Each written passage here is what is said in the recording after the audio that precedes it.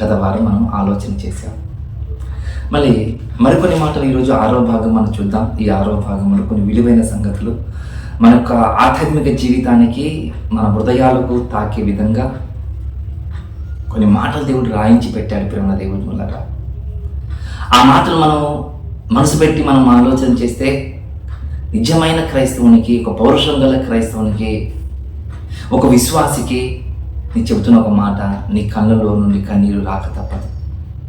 అన్ని గొప్ప మాటలు దేవుడు మన కోసం రాసి పెట్టాడు ఈ 119 కీర్తనలు, ఈ 6వ భాగంలో. ఈరోజు మనం చేస్తున్న 6వ భాగం యొక్క ధ్యానం ఏమిటంటే వావ్.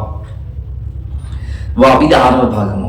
176 వచనాలలో ఇది 6వ భాగము. ఈ 6వ భాగములో 41 వచనం నుండి 48 వచనాల వరకు మనం ఈరోజు ధ్యానం చేస్తాం. నాకు తెలిసినంత వరకు అయితే 2 భాగాలు అవుతాయి అనుకుంటున్నాను నేను ఈ 6వ భాగంలో కూడా. ఎందుకంటే దేవుని మాటలు గొప్పవి, దేవుని ఆలోచనలు విస్తారమైనటివి. మరి అలాంటి మాటలలో మనం మనసు పెట్టి ఆలోచన చేస్తూ ఉంటే సముద్రముకు, అంటే మనము ఎన్ని నీళ్ళు మనం తీసుకున్నా ఆ సముద్రంలో నీటి శాతం తగ్గదు కదా. అలాగే దేవుని మాటలు మనం ఎంతగా మనం ఆలోచన చేస్తున్నా, ఎంతగా మనము మనసు పెట్టి మనం ముందుకు వెళుతూ ఉంటే అన్ని మాటలు మన హృదయాలకు పురికొల్పించే మాటలు దేవుడు రాసి పెట్టాడని మనం గుర్తు చేసుకోవాలి. చూద్దాం ఈ 119 కీర్తనలో ఈ వావ్ అనే మాటకు చూద్దాం. ప్రేమ దేవుని వల్ల ఇంత వావ్ అంటే ఏంటి? ముందుగా వావ్ అంటే ఏంటి? హీబ్రూ భాషలో ఇది 6వ వచనము. హీబ్రూ భాషలో 6వ వచనము. ఈ వావ్ అనే మాట ఎలా ఉంటుందంటే గోరు. ఎలా ఉంటుంది? సింబలింగ్ చెప్తున్నాను. వర్డ్ ఎలా ఉంటుందంటే ఒక నేల్లాగా ఉంటుంది, ఒక గోరులాగా ఉంటుంది. ఇంతకు ఈ వావ్ అనే మాటకు అర్థం ఏంటి అని మనం ఆలోచన చేస్తే హీబ్రూ భాషలో ఒక మాట మనకు ఈ యొక్క వావ్ అనే మాటకు అర్థానికి కొంతమంది ఆనాడు భక్తులు కొన్ని మాటలు చెప్పారు. ఆ మాట మీ గురించి మీకు చెప్పడానికి నేను ప్రయత్నం చేస్తాను. చివరి మనిషి లాస్ట్ మ్యాన్ అని ఒక మాట మీరు గుర్తు చేసుకోవాలి. ఈ వావ్ అనే మాటకు లాస్ట్ మ్యాన్, చివరి మనిషి. మరి ఈ చివరి మనిషి గురించి ఈ 8 వచనాలలో దేవుడు ఏమైనా రాసి పెట్టాడా అనే దాని గురించి మనం అన్వేషణ చేద్దాం. మనం అన్వేషణ చేస్తాం కదా బైబిల్ యొక్క సారాంశం మనకు తెలిసేది. కాబట్టి చూద్దాం. ఈ 41వ వచనం, 119 కీర్తన 41వ వచనం చదువుతున్నాను. యెహోవా నీ కనికరములు నా యుద్ధకు రానిమ్ము, నీ మాట చొప్పున నీ రక్షణ రానిమ్ము. నిజంగా ప్రేమ దేవుని వలన ఈ మాట మనం అర్థం చేసుకోవాలి. ఈ మాట మనం ఆలోచన చేయాలంటే ఒక క్రైస్తవ విశ్వాసి, ఇంకా బాగా చెప్పమంటారా, దేవుని కోసం బతుకుతున్నవాడు, దేవుడే నాకు ఊపిరి అని, దేవుడే నాకు క్షణకాలం కూడా నేను అతన్ని విడిచిపెట్టి ఉండలేనన్న ప్రతి ఒక్కరికి మాట ఖచ్చితంగా మాట్లాడగలుగుతాడు ప్రేమ దేవుని వల్ల. మిగతా వారు మాట్లాడలేంటే మాట్లాడలేరు. ఒకవేళ మాట్లాడినా కూడా అది ఎక్కడి నుండి వచ్చిందంటే పెదవులో నుండి వచ్చినట్టు మనం గుర్తు చేసుకోవాలి. హృదయం నుండి రాలేదా మాట, అది మీకు తెలుసు అనుకుంటాను. హృదయం నుండి వచ్చే మాట ఎవరు, పెదవుల నుండి వచ్చే మాట ఎవరు మీకు బాగా తెలుసు అనుకుంటాను. మనకు బాగా తెలుసు, బైబిల్ చెప్పింది మనకు. కాబట్టి భక్తుడు ఏమంటున్నాడు ఒక సమానం చూద్దాం. యెహోవా నీ కనికరములు నా యుద్ధకు రానిమ్ము, నీ మాట చొప్పున నీ రక్షణ రానిమ్ము. ఒకటే వచనంలో 2 పదాలు మనకు కనబడుతున్నాయి. రానిమ్ము. అదే దేవుని దగ్గర ఒక వరం పొందుకోవాలన్నా, దేవుని దగ్గర ఒక బ్లెస్సెస్ మనం తీసుకోవాలన్నా మనకేమీ అవసరం అంటే ఆయన వాక్కు, ఆయన కనికరము మనకు అవసరము. ఆయన వాక్కు లేకపోతే మనం కనికరం పొందలేము ప్రేమ దేవుని వల్ల. మనము కనికరమును పొందలేము. చూడండి, మరి ఆయన వాక్యే కావాలన్నా, అవును ఆయన వాక్యే కావాలి. కానీ ఈరోజు దేవుని యొద్ద నుండి కనికరమును పొందవలసిన క్రైస్తవులు, దేవుని యొద్ద నుండి మేలును పొందవలసిన విశ్వాసులు ఈరోజు ఎలా ఉన్నారంటే బయట పక్కన మనకు కనబడుతున్న వాళ్ళు ఉన్నారు. ఎలా ఉన్నారు వాళ్ళంటే చాలామంది ఉన్నారు. ఎక్కడ ఉన్నారు అంటే లోకంలోనే ఉన్నారు. ఎలా ఉన్నారు? మనుషుల వైపు చూస్తున్నారు, అధికారుల వైపు చూస్తున్నారు. అధికారుల వైపు చూడటం వలన నీకు మేలు జరగదు ప్రియమైన సహోదరి సహోదరుడా. బైబిల్ చెప్తుంది, నువ్వు బైబిల్ పట్టుకుంటే, నీకు రోషం ఉంటే, నీకు రోషం ఉంటే, నిజంగా నా ప్రభు రక్తంలో నేను కడగబడిన వాడవని నీకు రోషం ఉంటే నువ్వు దేవుని వైపు చూడు, లోకం వైపు చూడొద్దు, అధికారుల వైపు చూడొద్దు, దేవుని వైపే చూడాలి. అవును, దేవుని వైపే చూడాలి అని బైబిల్ చెబుతున్న మాట ప్రియమైన దేవుని వాడలారా మనకు. మరి ఇంత గొప్ప వాక్యం మనకు కనబడుతుంది. భక్తులు చెప్తున్నాడు, దేవా నీ యుద్ధ నేను కనికరం పొందాలన్నా, నీ యుద్ధం నేను రక్షణ పొందాలన్నా నాకు నీ మాటనే నాకు అవసరము, నీ వాక్యే నాకు అవసరము, నీ రాకనే నాకు అవసరం అనే విధంగా భక్తులు మాట్లాడుతున్న మాట ప్రేమ దేవుని వల్ల చూద్దాం. ఎలా మాట్లాడమంటాడు, ఎలా మనం ఉండాలంటాడు ఒక మాట. ఈ వచనం కొద్దిగా లోతుగా మనం ఆలోచన చేద్దాం ప్రేమ దేవుని వల్ల. బైబిల్ చెప్తున్న మాట ఇదే 119 కీర్తన 132 వచనము. ఇదే 119 కీర్తన 132 వచనం చూద్దాం. నీ నామమును ప్రేమించు వారికి నీవు చెయ్యదగినట్లు నా తట్టు తిరిగి నన్ను కరుణించుము. ఇక్కడ ఒక మాట కనబడుతుంది 132 వచనంలో. ఏమని చూపిస్తుంది అంటే బైబిల్ మనకు, నీ నామమును ప్రేమించు వారిని. దేవుని పేరును ప్రేమించడమా? దేవుని పేరుని ప్రేమించడం కాదు నామం అంటే. ఆయన గుణలక్షణాలను ప్రేమించడం, ఆయన గుణలక్షణాలను ప్రేమించడం. నా భార్య అంటే నాకు ఇష్టం అండి అని ఒక మాట చెప్తాం సరిపోదు. నీ భార్య నీకు ఇష్టమైతే తాను నీకు చేసిన మేలులు, నీకు చేసిన క్రియలు, నేను ఓదార్చే విధానం, ఇవన్నీ మనం గుర్తు తీసుకోవాలి. అవన్నీ మనం గుర్తుకు తీసుకున్న తర్వాతనే నా భార్య మంచిదండి, నా భార్య నన్ను ప్రేమిస్తుందని మనం చెప్పాలి. దేవుని పేరును కూడా ప్రేమించడం అంటే ఆయన మనల్ని ప్రేమిస్తున్నాడు, ఆయన గుణలక్షణాలను మనం తెలుసుకోవాలని చెబుతున్న మాట ప్రేమ దేవుని వల్ల. ఆయన గుణలక్షణములను ప్రేమించు వారికి, ఎవరైతే ఆయన గుణలక్షణాలను, ఎవరైతే ఆయన శాసనాలను, ఎవరైతే ఆయన ధర్మశాస్త్రమును, ఆయన వాక్కును, ఆయన నియమాలను, ఆయన కట్టడలను ఎవరైతే ప్రేమిస్తారో, ఎవరైతే ప్రేమిస్తారో వారికి మాత్రమే వారి పక్షమున దేవుడు ఉండి వారిని కరుణిస్తాడు, కాపాడుతాడు, రక్షణలో నడిపిస్తాడు. చూడండి, ఇది నిజమా? అవును నిజమే. ఇది నిజం జరుగుతుంది, అవును నిజమే. ఇది బైబిల్ చెప్తున్న మాట నిజమేది. అంటే ఎవరికంటే వారికి కనికరం దొరుకుతుందా? దొరకదు. నేను ఒక మాట అడుగుతాను, మీ ఆలోచన చేయండి. ఒక మాట చెప్తాను కదా. ఏంటిది ఆ మాట అంటే, సారపతి విధవరాల గురించి మీకు బాగా తెలుసు అనుకుంటాను. దేవుడు ఆ ఊరిలో చాలామంది విధవరాలు ఉన్నారు కదా. ఆ విధవరాలను వదిలిపెట్టి ఈ విధవరాలను దేవుడు ఎందుకు కోరుకున్నట్లు? దేవుని వాక్కును ఆమె ప్రేమించింది, దేవుని నామాన్ని ఆమె మహిమపరిచే విధంగా బతుకుతుంది, విధవరాలు అయినా సరే.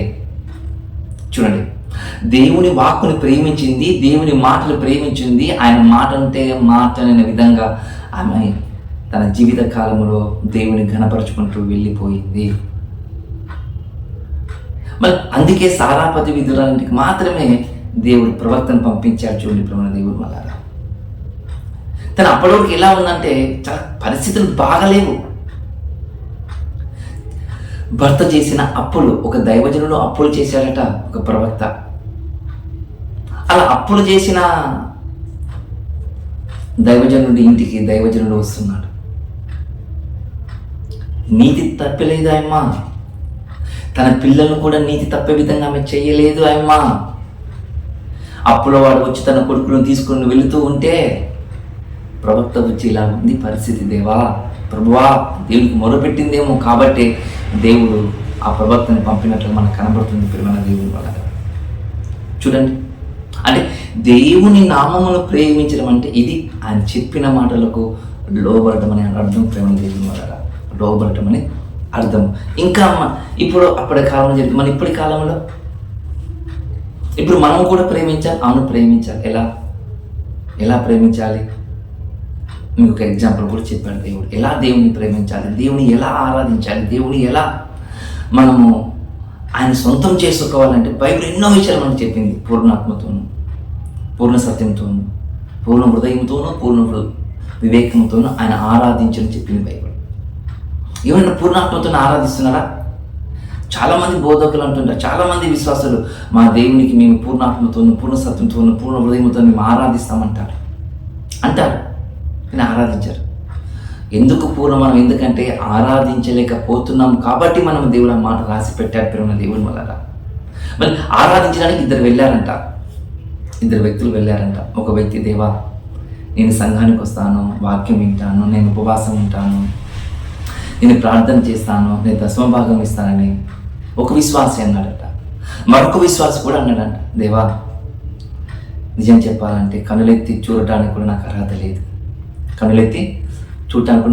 లేదు, మీరు నాకు సహాయం చేయండి. నాకేం అవసరం ఉన్నాయో నీ ఎదుట నాకు చెప్పుకునే యోగ్యత కూడా నాకు లేదు, కాబట్టి నీ కనికరము నీ దయ నాకు అవసరమని మరొక వ్యక్తి కూడా అడిగాడట. ఎవరు వాళ్ళంటే సుంకరి పరిసయ్యుడు కదా. మనకు లూకా రాసిన సువార్త 18వ అధ్యాయంలో మన 13వ వచనంలో మనకు కనబడుతుంది. ఇందులో ఎవరి ప్రార్థన విన్నాడు? సంఘానికి వెళ్ళి దశమ భాగం ఇచ్చేవని మాట విన్నాడా? సంఘానికి వెళ్ళి బైబిల్ చదువుతున్న వాళ్ళ మాట విన్నాడా? లేదు.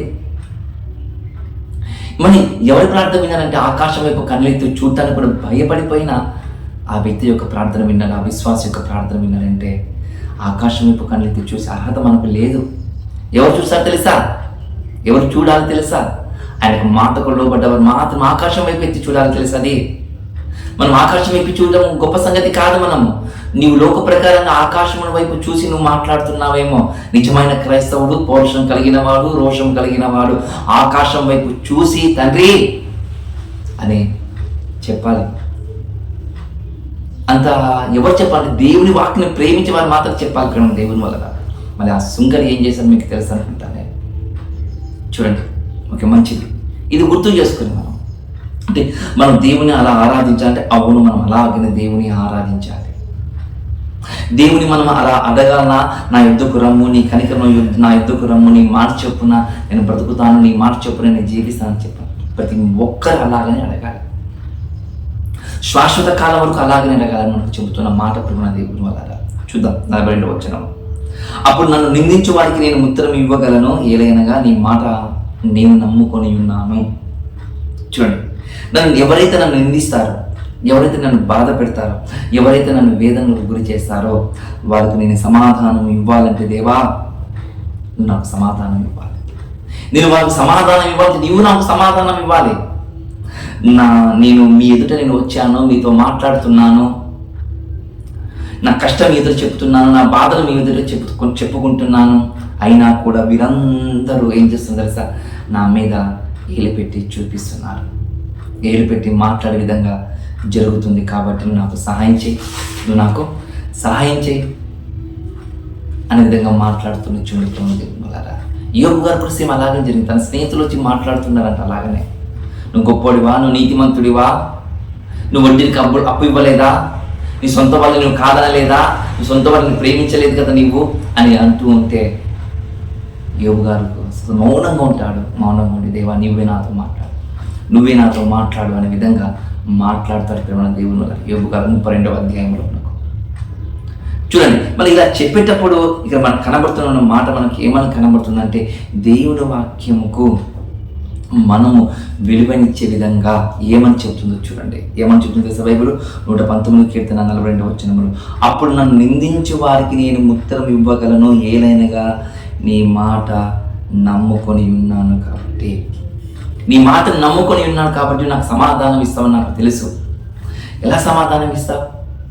దేవుడు సమాధానం ఎలా ఇస్తాడు అని ఆకాశం వైపు అలా ప్రత్యక్షమని కనిపించి ఏమైనా ఇస్తాడా? కాదు. దేవుడు ఎలా సమాధానం ఇస్తాడంటే ఒక మంచి అద్భుతమైన ఒక మాట ఉంది. ఆ మాట ఒకసారి జాగ్రత్తగా మనం చూసుకుందాం. ఆ మాట మనం జాగ్రత్తగా చూసుకుందాం. ఒక మాట చూసుకుందాం. మనం ఏమని చెప్తున్నా చూడండి. దేవుని వలన అతనికి రక్షణ ఏమీ దొరకదని నన్ను గురించి చెప్పువారు అనేకులు. చూడండి, దేవుని గురించి అతనికి రక్షణ దొరకదు, అతని అయిపోయింది, అతని చేతులు ముగింపు అయ్యాయి. మళ్ళీ ముగింపు అయిన తర్వాత అతనికి ఎక్కడి నుండి సహాయం రాదు అనుకుంటుంటారు. సమాజము అనుకుంటుండదంట, ఇంకా ఇతని ఎవరు కాపాడలేరు, ఇతను ఎవరిని రక్షించలేరు. చూడండి, అది ఎవరు రక్షించలేరు, ఎవరు కాపాడలేరు వారిని దేవుడు వచ్చి కాపాడతాడట. ఎగ్జాంపుల్ మీకు అర్థం కావడానికి, ఒక 100 కిలోల బరువు ఒక దాదాపు 50 మీటర్ల లోతులున్న బావిలో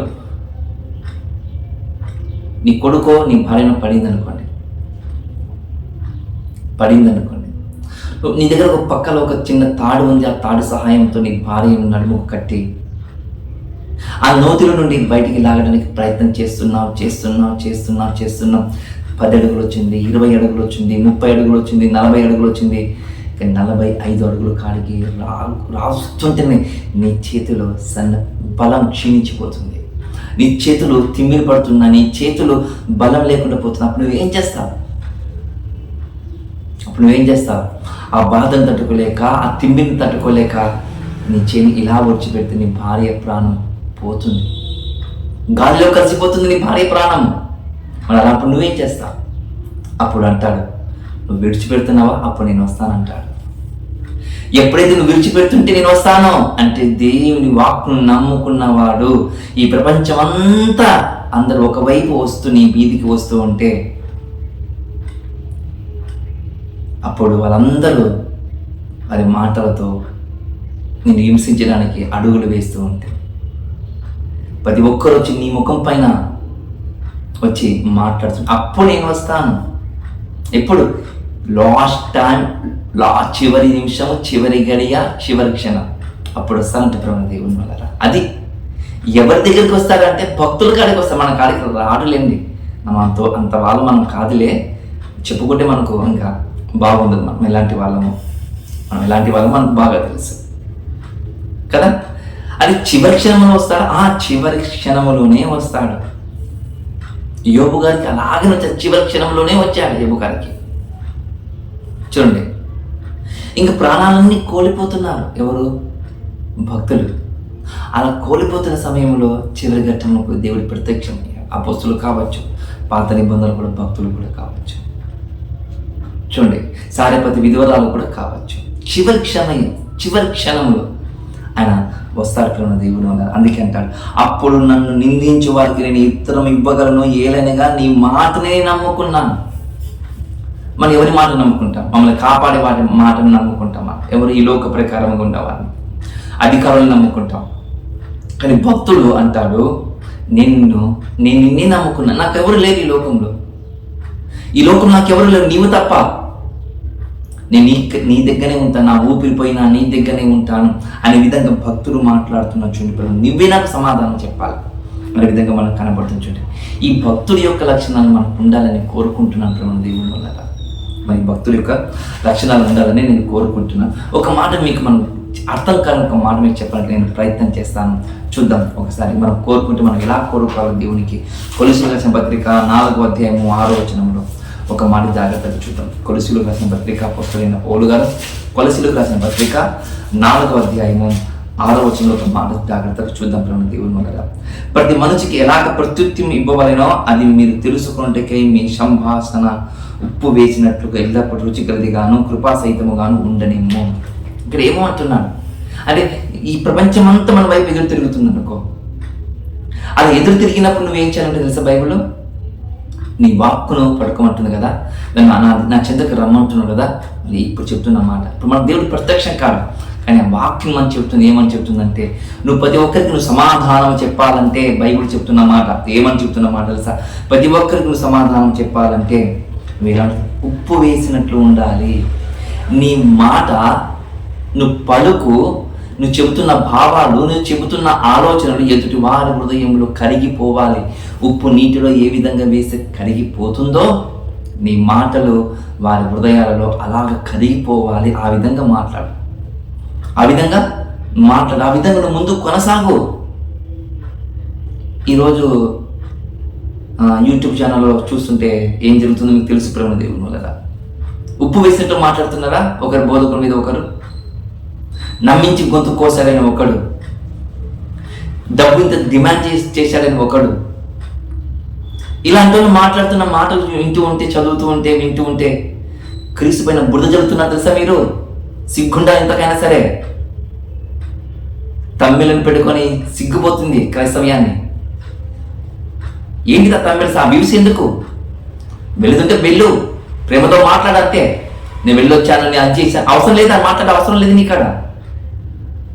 నువ్వు వారితో మాట్లాడితే ఉప్పు వేసేట్టుగా మాట్లాడాలి. నువ్వు వెళ్ళి కలిసిన తర్వాత అతను నీ గురించి మంచి చెప్పాలి, అతని గురించి నువ్వు మంచి చెప్పాలి. అలా జరుగుతుందా ఏమన్నా చర్చ? లేదు. కానీ బైబిల్ చెప్తున్న మాట, నువ్వు ఎలా ఉండాలో తెలుసా? దేవుని దగ్గర నీ పక్షమున ఉండి నీ దగ్గరికి రావాలి అంటే బైబిల్ చెప్తున్న మాట ఏమని చెప్తున్న మాట తెలుసా? నువ్వు ఉప్పు వేసినట్లు మాట్లాడు. ఎలా? ఉప్పు ఉన్నట్లుగా ఉప్పు వేసినట్లుగా నువ్వు మాట్లాడు. ఈరోజు ఉన్నారంటండి అట్లా మాట్లాడేవారు బోధకులు. చూడండి, అలా ఉండమంటున్న మాటతో ఉన్న దేవుని వల్ల నేను ఎవరైతే నిందిస్తారో నేను వాళ్ళకి ఉత్తరం ఇవ్వాలంటే దేవా నిన్నే నమ్ముకున్న, నీ మాటే నాకు శరణం అని చెప్పాలంట. నిందిస్తున్నవారు, నిందించుకుంటున్నవారు నువ్వు దేవుని దగ్గర సాగిలపడు. అసత్యం చెబుతున్న సత్యాన్ని ఒప్పుకో, సత్యాన్ని ఒప్పుకో. పరలోకం గొప్పదా, ఈ లోకం గొప్పదా నీకు? బైబిల్ చెప్తున్న మన సమాధానం దేవుడు ఇస్తారంటున్న మాట ప్రమాణ దేవుడు వల్ల ఎవరైనా ఇలా బతుకుతూ ఉంటే, ఎవరైనా ఇలా ఆలోచన చేసి దేవుని వాక్యం కోసం అన్వేషణ చేస్తూ ఉంటే బైబిల్ ఒక మాట కనబడుతుంది ప్రేమ దేవుని వల్ల. తెలుసా? 43 వచనం చూడండి. నా నోట సత్యము అని వాక్కుని ఏమాత్రం తీసివేయకము, నీ న్యాయ విధుల మీద నా ఆశ నిలిపి ఉన్నాను. చూడండి, ఎవరైనా ఇలా అంటాడా? దేవాన్ని సత్యం తెలుసుకోవడానికి నేను నీ పాదాల చింతకు నేను వస్తున్నాను, ఆ సత్యం నాకు దూరం చేయొద్దని అంటాడా? అనడు. అనే విధంగా ముందుకు రాడు. మనకు అవసరమా అనే వాళ్ళు కూడా ఈరోజు ఉన్నారు. చూడండి దేవుని వల్ల ఒక మాట కనబడుతుంది, నా నోట నుండి సత్యం ఏ మాత్రం తీసివేయకము. నీ సత్యం తెలుసుకోవడానికి అహర్నిశలు కష్టపడుతున్నాను. ఎవరైనా ఏ విశ్వాసి దైవ సేవకులు ఉన్నారా సత్యం తెలుసుకోవడం కోసం? లేదు. అది జరగటం కాదు, కుదరటం లేదు. తెలుసుకో. నీ చెప్తున్న తప్పని ఎవరు చెప్తున్నా సరి చేసుకో, బాగుంటుంది. ఆలోచన చేయి. నేను ఎందుకు అంటున్నాను ఈ మాట అంటే, బైబిల్ మీద బురద చల్లే వాళ్ళు చాలా మంది ఉన్నారు అంటున్నాను నేను. కానీ ఈ భక్తుడు అంటాడు, దేవా నీ వాక్కు నా నోటి నుండి తీసివేయొద్దు, నీ వాక్కు నా నోటి నుండి తీసివేయొద్దు. సత్యము మన నోటి నుండి ఏమొస్తాయో మీకు బాగా తెలుసు. లేనిది ఉన్నట్లుగా, ఉన్నది లేనట్లుగా మాట్లాడి ఎవరైనా ఉన్నారంటే ఈ భూమి మీద మొట్టమొదటి క్రైస్తవుడైనా గుర్తు చేసుకోండి. అలాంటి వాళ్ళు ఉన్నారు ఈరోజు.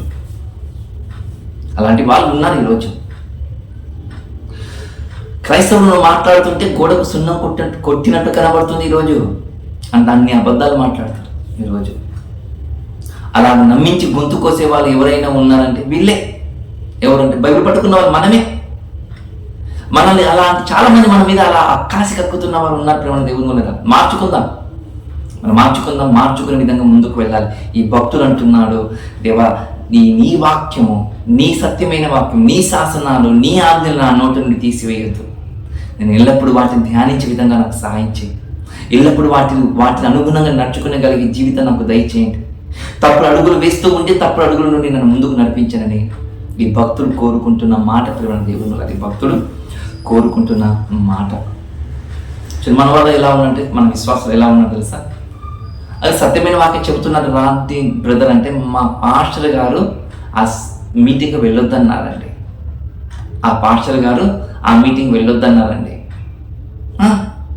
వెళ్ళొద్దన్నారండి. అవును, వెళ్ళొద్దన్నారు. వెళ్ళరు అంతే. వారిది మా బోధ కాదంటండి, వేరే బోధ అంటండి. నేను ఒక మాట అడుగుతాను, నువ్వు ఎప్పుడైనా బైబిల్ చదివావా? లేదు. మళ్ళీ ఎందుకు అలా నువ్వు నీ పాస్టర్ మాటని వింటున్నావు? ఎందుకు వింటున్నావు? నువ్వు బైబిల్ చదవడం కుదరదా? బైబిల్ చదువుకో అని బైబిల్ చెప్తున్నమాట. ఏది సత్యమో ఏది అసత్యమో నువ్వు విను, అప్పుడు చెప్పు. అర్థమవుతుందా ప్రేమ దేవుని వల్ల? ఇలా ఉండాలని బైబిల్ చెప్తున్నమాట. సత్యం కోసం ఎంత దూరమైన వెళ్ళాలా? అవును, వెళ్ళాలి. మన సత్యమైన జ్ఞానం కోసము షేబా దేశపు రాణి వచ్చిందని కొన్ని కిలోమీటర్ల దూరం నుండి, కొన్ని 100 మైళ్ళ నుండి. ఎందుకోసం వచ్చింది? ఆ ఎరుషలేము చూడడానికి రాలేదా అమ్మ? దేవుని యొక్క జ్ఞానం సొలొమోను గారికి లభించిందంట. తను చెబుతున్న జ్ఞానాన్ని అనేకులు దాసం అయిపోతున్నారంటే షేబా దేశపు రాణి వచ్చిందంటే గుర్తు చేసుకోండి. కానీ ఈరోజు మనం అలా ఉన్నామా? లేదు. ఒక షండుడు ఉన్నాడండి. ఒక కూషు దేశంలో ఒక షండుడు ఉన్నాడు. కందకే యురాని దగ్గర ఒక షండు ఉన్నాడు, ఒక దేశానికి ఫైనాన్స్ మినిస్టర్ ఆయన. అలాంటి షండు యెరూషలేముకు వచ్చి ఆరాధించాడు. నా సత్యము నిజమైన దేవుడు అక్కడ ఉన్నాడు, నిజమైన వాక్యం అక్కడ ఉంది అని ఆ షండు వచ్చాడంట. మనం ఉన్నామా? మనం వచ్చామా? సత్యమైన వాక్యం కోసం మనం ఎప్పుడైనా వచ్చామా? లేదు, మనం రాము. ఆలోచన చేసుకుని దేవుడులారా, ఆలోచన చేసుకుని విధంగా ముందుకు నడవాలని ప్రభునామములో నేను కోరుకుంటున్నాను. మిమ్మల్ని నేను బైబిల్ చెప్తున్న మాట చూడండి. నా నోటి నుండి సత్యవాక్యములను ఏమాత్రం తీసివేయకమో, నీ న్యాయ విధుల మీద నేను ఆశ పెట్టుకొని ఉన్నాను. నీ న్యాయ విధుల మీద నేను ఆశ పెట్టుకొని ఉన్నాను. చూడండి, మనకు ఆశ ఉందా అంటే దేవుని వాక్యం పైన, ఆయన మాటల పైన మనకు ఆశ ఉందా? ఆసక్తి ఉందా? ఆశ లేదు, ఆసక్తి లేదు. మళ్ళా దేవుడా అని మనం ప్రార్థన ఎంతవరకు రైట్ అండి? కానీ ఈ భక్తుడు అంటున్నాడు, నీ మాటే నాకు శరణము, నీ మాటే నాకు గమ్యస్థానము, నీ మాటే నాకు రక్షించేది, నీవు తప్ప ఈ ప్రపంచంలో ఎవరు కాపాడలేరు, ఎవరు రక్షించలేరు, ఎవరు కరుణించలేరు దేవా అని ఈ భక్తుడు అంటున్నాడు. చూడండి, ఈ భక్తుడు నీ న్యాయ విధమైన పూర్తిగా ఆశ పెట్టుకుని డిపెండ్ అయిపోయాను. నేను నీ మీద డిపెండ్ అయిపోయాను. ఎవరైనా సరే మనం దేవుని మీద డిపెండ్ అయ్యామా? ప్రేమ దేవుడు కదా, మనం ఎలా ఉంటాం తెలుసా? భక్తిహీనులాగా ఉంటాం. చూడండి, మనము భక్తిహీనులాగా మనము ఉంటాం. చూడండి, ఎలా ఉంటాం తెలుసా? ప్రభువా ప్రభువా అని పిలిచేవాడిలాగానే ఉంటాం. మనం బండ మీద ఇల్లు కట్టుకొని వాడిగానే మనం ఉంటాం. మనం సముద్రంలో బాప్తిస్మం తీసుకున్న ఆ ఇశ్రాయేలు ప్రజలు రాలిపోయారు కదా అరణ్యంలో, మనం అలాగనే ఉంటాం. మనం ఒకే పానము ఒకే ఆహారం భుజించిన విశ్వాసాలు ఉన్న మనము కూడా చాలా మంది దేవునికి ఇష్టలుగా లేకపోయారు కాబట్టి వారు అరణ్యంలో రాలిపోయి అలాగనే ఉంటాం. మనం మరి అలాంటి వాడు ఏదైనా బైబిల్ చెప్పుకొని మాట్లాడచ్చా? బైబిల్ ఉంటుంది అలాంటి వాడు మాట్లాడకూడదు, అలాంటి వాడు నా మాటనే ఎత్తకూడదు అంటుంది బైబిల్. తెలుసా? అసలు ఎత్తనకూడదు అని బైబిల్ చెప్తున్న మాట ప్రేమ దేవుడు వదల. చూద్దాం ఒకసారి 50వ కీర్తన 16వ వచనం. 50వ కీర్తన 16వ వచనం. 50వ కీర్తన 16వ వచనం చూద్దాం. భక్తిహీనులతో దేవుడు ఇట్లు సెలవిచ్చుచున్నాడు, ఎవరైతే నా శాసనాలను, ఎవరైతే నా నియమాలను, ఎవరైతే నా కట్టలను ఎవరైతే పాటించారో వారికందరికీ బైబిల్ చెప్తున్న మాట, దేవుడు చెబుతున్న మాట.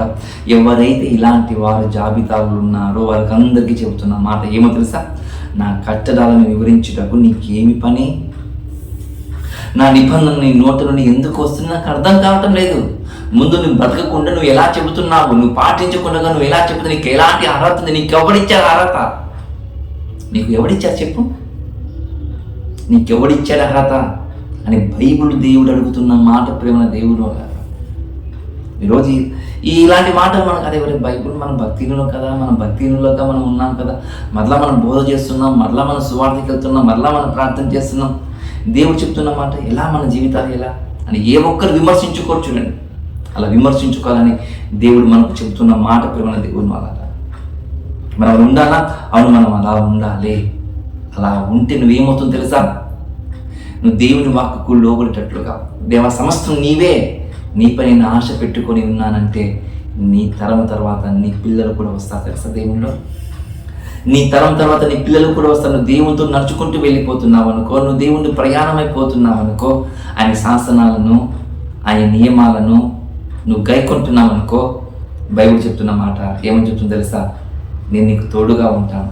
తోడుగా ఉంటాను కాదు నాన్న, నేను నిన్ను ముందుండి నడిపిస్తాను, ముందుండి నడిపిస్తాను, ముందుండి నడిపిస్తాను. నిన్నే కాదు నీ పిల్లలు కూడా నడిపిస్తానంటాడు.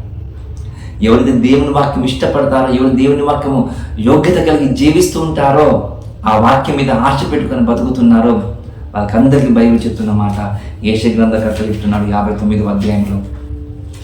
యెషయా గ్రంథకర్త 59వ అధ్యాయంలో ఒక మాట కనబడుతుంది ప్రేమ దేవుడు. ఒక మాట మనం జాగ్రత్తగా మనం చూద్దాం. 21వ వచనం.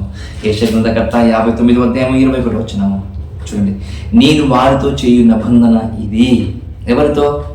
ఎవరితో చేయుతున్నట్టు? ఎవరైతే దేవుని వాక్యం తొలగిపోరో, ఎవరైతే దేవుని వాక్యమును పాటించుకుంటూ చివరి వరకు నడుచుకుంటూ వెళ్ళిపోతారో వాళ్ళకందరికీ దేవుడు చెబుతున్న మాట, నేను వారి యుద్ధం నుండి తొలగిపోను, నేను వారితో చేసిన నిబంధన ఇది. ఏంటిదా నిబంధన అంటే, అలాంటి వారి మీద నేను ఆత్మను ఉంచుతాను, అలాంటి వారి నోటి నుండి నా మాటను ఉంచుతాను.